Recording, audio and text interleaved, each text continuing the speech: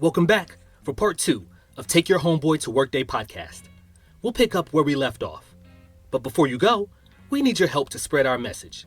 So please subscribe, like, and rate 5 stars wherever you get your podcast and on LinkedIn at Take Your Homeboy to Workday podcast. Thank you. Enjoy. So I want to switch your brain now to think abstract about what you do. And so imagine I've hired a painter to commemorate what you do based upon a visual description. What type of image would you tell that painter to draw? Oh, this is cute. Thank you. Ooh. Okay, I have an idea. Imagine a conductor of an orchestra. Mm-hmm. I'm standing at the podium with my little baton stick, whatever you want to call it, and I have headphones on over my head. Above it, you can see little musical notes to denote that I'm listening to music. But instead of an orchestra, there's different things I'm directing. A musical brainstorming section to my left.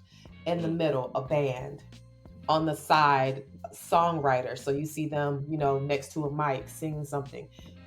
Over to the other side, you see, budget calculations.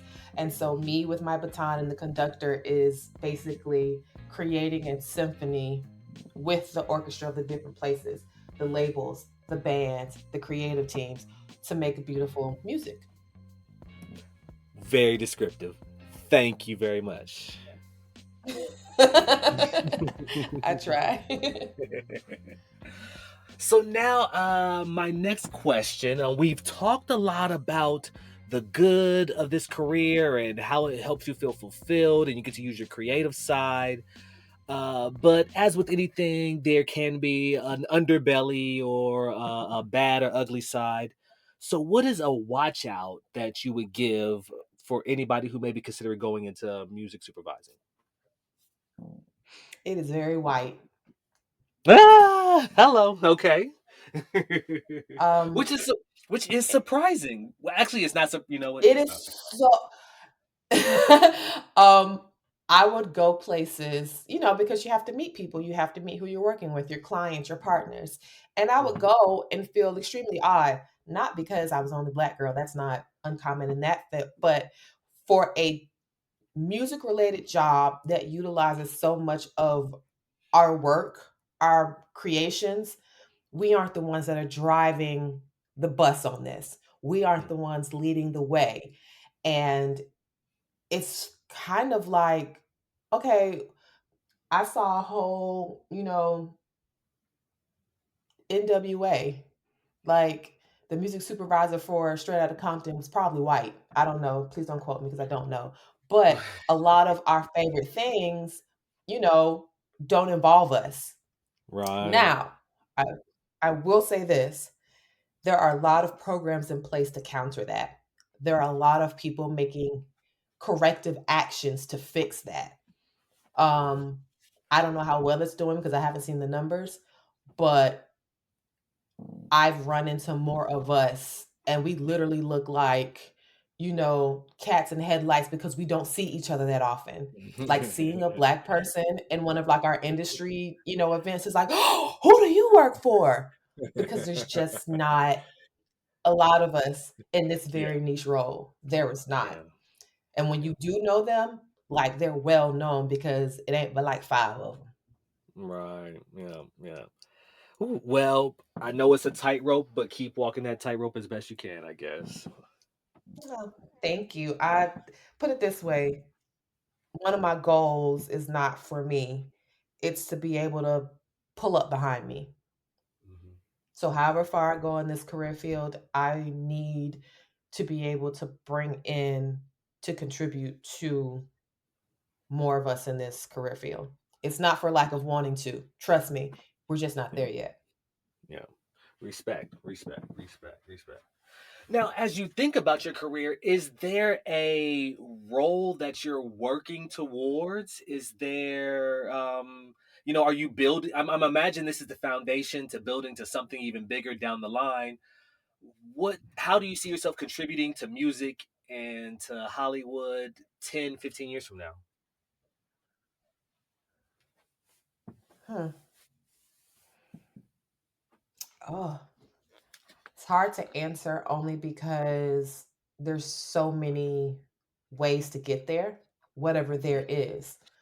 Mm-hmm. So I'll give this as a brief story. So every music supervisor I talk to, I always ask what's next. Because there's like, whether it's they're independent, whether they're senior, where to next, because there's no direct plan. There's no first you start here, you go here, you go here, because there's too many ways to get there.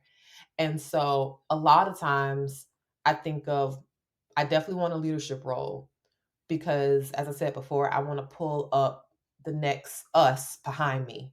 I'm not Mm-hmm. closing that door, I'm pulling up.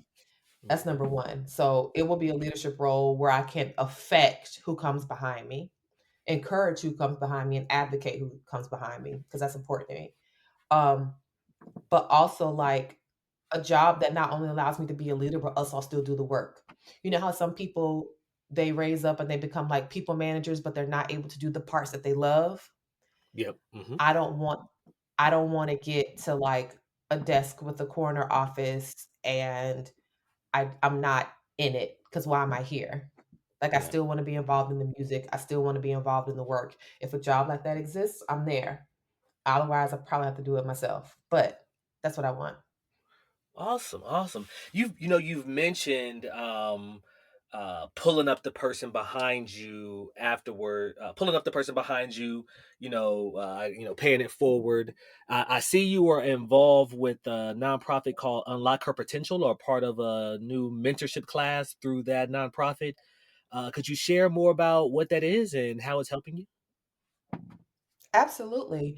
Unlock Our Potential is a nonprofit that seeks to advocate and encourage women of color in their prospective industries. So it was founded by Sophia Chang. She considers herself the first Chinese woman, first Asian in hip hop. She was the manager for RZA. Mm, I don't know, several of Wu. I don't yeah. recall. I think like D'Angelo at one point, Raphael Florida Sadiq at one girls, point, but she was, man. Florida girls don't know Wu look, I Tang. don't That's know. so disrespectful. I can name all of them. What I'm saying is I don't recall who she managed. Don't do me. Do not God, do me. oh, you right, you right. Let me pump my brakes. Thank you. But she founded this organization because she is a woman of color and she realized that mentorship for we are least likely to get mentored. And so what she did is she reached out to her industry partners, and I mean music, TV, film, culinary, publishing, writing, advocacy, nonprofit, just all these different industries. And she got these high level people to basically say, yes, I want to mentor a woman of color. I happened to apply the last for this upcoming year, and in 2023, I'm going to be mentored by Paul Brusick, who is the president of music over at Warner Brothers Pictures, Oh and I am wow. one of, yes, kind of dope. Yeah. I am one of 145 women. There were 2,500 applicants this year. I'm one of 145. And basically, we are going to be mentored by these titans in our respective industries to basically see where we can go, whether it's through advocacy or career planning. So, when you ask me that question about like where to next or where am I going to go, those are things I'm going to discuss with him so that he can assist me in mapping out what that looks like. He's been in the industry for over 30 years and he's the president of music at a major studio. What's out there, what's available, what's possible? I'm hoping that he will, be able to assist me in finding the answer to those questions. So maybe next time we talk, I have a more clear picture. Awesome. Awesome. Awesome. Yes. When I was reading about that opportunity, it sounded just as special as you described. So thank you for giving a little more detail and good luck through the program. Of Sound like you have an course. amazing mentor. Thank you very much. I'm pretty excited about it. Yeah. So I have a unique question. Each profession or industry has their own language or acronyms that they use. Is there a favorite term within the world of music or an acronym within your world that you love to use or that is unique that you love to, just share, what that language means in your world? Absolutely. It's not a term that I like love or it sounds cool or anything like that, but it's my favorite to hear or read. And it's probably easy clear or one stop clear. So, one of the things that's required of music supervision is we have to clear licensed music to be able to use it. Every single Mhm. percentage needs to be accounted for. So, if I see a song that's wanted, that's easy clear, meaning I only have to go through one party to get approval, oh my God, thank you, because I don't have to chase down all the writers plus the master. And that just makes my Yeah. job so much easier and less stressful because I can be like, okay, I only have to come to you. I send the check to you. Okay, bet. What is the highest amount of people you've had to get something cleared for a project? Seven on the publishing side and two on the master side. So I had to reach out to seven different entities, whether it was their admin, whether it was a label, whether it was a person in general, to Mhm. try and get every single percentage adding up to 100 so that I could have that song used.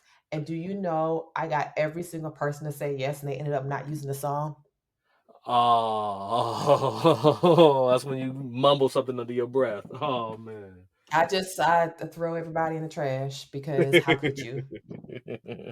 That I is will say like, this, I it's crazy, like, when you're, on Facebook and Twitter trying to find this person with 2% of a song because you gotta make sure that they say yes, like, you are literally playing Inspector Gadget, although Inspector right. Gadget wasn't really that good, so I'll say Penny. Trying to find this person, contact this person, or somebody's estate. I think once I was working on, was it Johnny Nash? I can see Okay. clearly now the rain is gone. Mhm. He's Mhm. gone now, so the stuff goes to his, estate. Mhm. Trying to trace that lady down that don't answer her emails, by the time she Right. got back with us, we had moved on. Wow. Yeah, I So could that is imagine. a so if somebody tells me something is easy clear, I'm like, "Oh god, thank you so Yeah. much." And then you sparked another question in my head. What's the longest it's taken you to complete a project?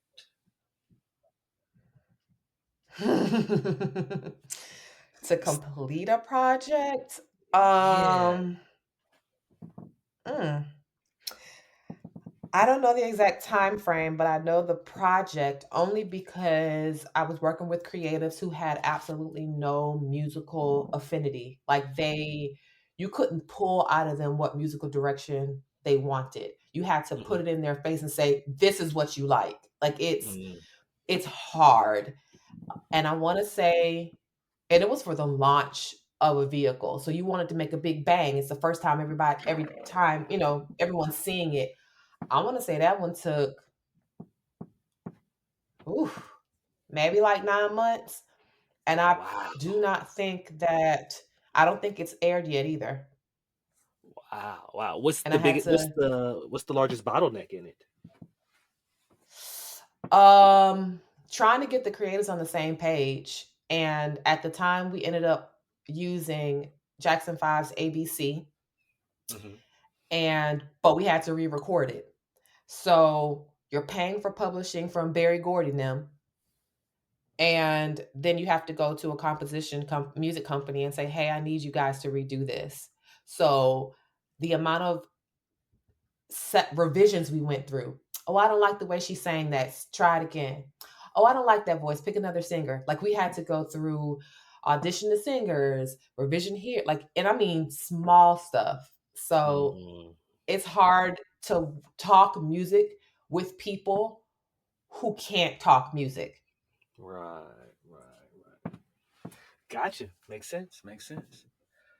Well, Tanisha, this has been a very fascinating show. Thank you so much for coming and sharing your journey. I have a question for you now that I'm really excited to ask you, especially because I know of your love and passion for music. So, are you ready? Mhm. So imagine. I'm not, but let's go. I love the confidence. Imagine you have just been named ANR of Def Jam, and you've been given an unlimited budget to create a song, and you can have any three artists and then one producer or beat maker for the sound of the song. Which three artists are you choosing, and which beat maker? I hate you so much right now. Can I ask you some questions before I answer? Certainly. What's the goal here? Are you trying to make a top 40 hit? Are you just trying to make a good jam? Like, what's the goal here? Because I could be like, oh, I just want something Tanisha will listen to versus, oh, I'm trying to go platinum. What's the goal? Something that Tanisha would listen to. Oh, okay.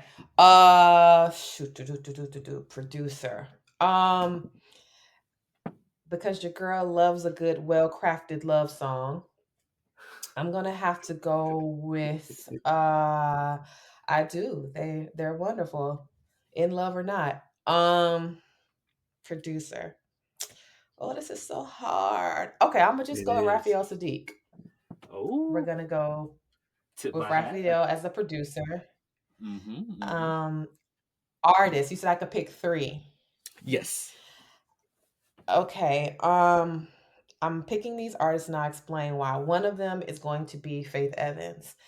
It's Faith Evans because the girl's pen is crazy and her Mm-hmm. background vocals are insane.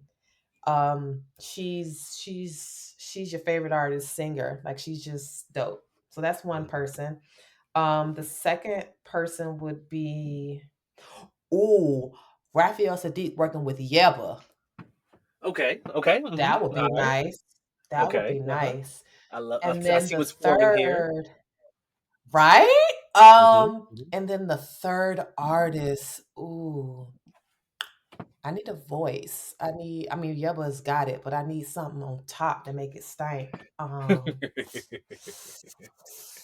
Ooh, you know what? I'm about to throw something super, well, not, and actually, it's not random. Maybe throw like, oh no, I need a man. I need a man. Hold on. Why? Why do you? Throw, yeah, throw D'Angelo in there.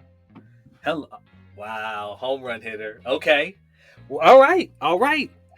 Okay. So Faith Evans, Yeba, D'Angelo, and then Raphael Sadiq. Uh, that is going to be a power man. I would love. I wish this could actually be a real thing and hear these concepts. Right? Like I'm over here, like I'm in love and I ain't even got no man. Right. Well, thank you. I know that can be a tough question. There really is no right or wrong answer. You know, it's all just based on our moods. But I love asking that question to allow the audience to just learn a little bit more about you, just on the other side of who you are outside of work. So, thank you for answering that tough question. Of course, I could give you another answer, but I don't think you want another one. What, you have a different genre or something? Oh no, never mind. Let it go because I can go for days. Well, we'll definitely come back to this when I bring you back on the show again. Of course, hopefully I got some new things to tell you. Of course, of course. Well, once again, I appreciate you coming on and being so honest and sharing a little bit about how music works in Hollywood. Salute to you for being creative during a tough time in the pandemic. Being able to build trust with people, even through only just a digital communication, where some people actually find it harder to build that type of trust that you've been able to build. So salute to you to everything you're going to accomplish. I wish you nothing but success and thank you for coming on the show again. Thank you so much for having me. This was a fun conversation, Brandon. Hey, before you go, we need your help to spread our message. So please subscribe, like, and rate 5 stars wherever you get your podcast and on LinkedIn at Take Your Homeboy to Work Day Podcast. Thank you.